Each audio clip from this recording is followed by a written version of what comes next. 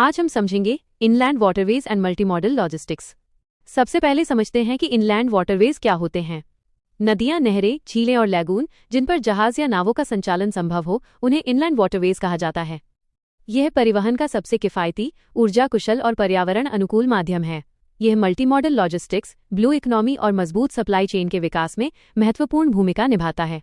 भारत में national waterways act 2016 के अंतर्गत 111 राष्ट्रीय जलमार्ग घोषित किए गए हैं। इनकी कुल लंबाई लगभग 20,187 किलोमीटर है, जो 23 राज्यों और 4 केंद्र शासित प्रदेशों में फैले हुए हैं। वर्ष 2026 तक लगभग 32 जलमार्ग यानी लगभग 5,155 किलोमीटर संचालन में हैं और भविष्य में 52 जलमार्गों को चालू करने का लक्ष्य रखा गया है। अब जानते हैं कि इनलैंड वाटरवेज इतने महत्वपूर्ण क्यों हैं।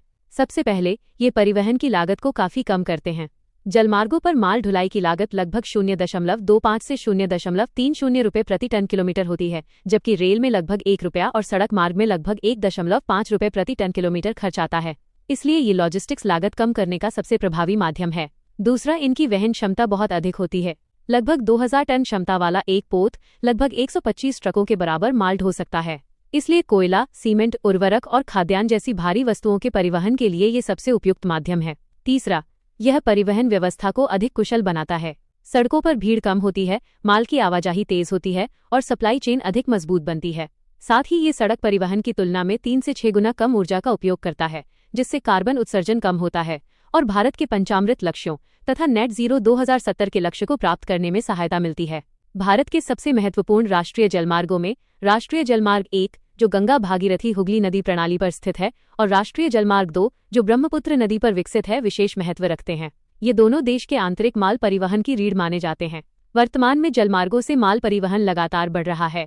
2024-25 में लगभग 145.84 मिलियन मीट्रिक टन कार्गो का परिवहन हुआ, जो 2025-26 में लगभग 198 मिलियन मीट्रिक टन तक पहुंच गया।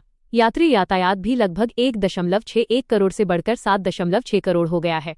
फिर भी भारत में जलमार्गों की मॉडल शेयर अभी 2% से कम है, जिसे 2030 तक 5% और आगे 2047 तक 500 मिलियन मीट्रिक टन कार्गो के लक्ष्य तक पहुंचाने की योजना है। हालांकि कई चुनौतियां भी हैं, जैसे नदियों में कम जल गहराई, गाद जमना, आधुनिक टर्मिनलों की कमी, अंतिम चरण की कनेक्टिविटी का अभाव, पुलों की कम ऊंचाई, केंद्र राज्य समन्वय की समस्या तथा निजी निवेश की कमी। इन समस्याओं के समाधान के लिए सरकार national waterways act 2016, inland waterways authority of India, PM Gati Shakti राष्ट्रीय मास्टर प्लान, सागरमाला कार्यक्रम, जलमार्ग विकास परियोजना, inland vessels act 2021, dedicated freight corridors, viability gap funding, roro सेवाओं तथा हाइड्रोजन, मेथनॉल और इलेक्ट्रिक ईंधन आधारित ग्रीन वेसल्स को बढ़ावा दे रही। आगे का मार्ग स्पष्ट है: नियमित ड्रेजिंग, आधुनिक टर्मिनलों का विकास, रेल,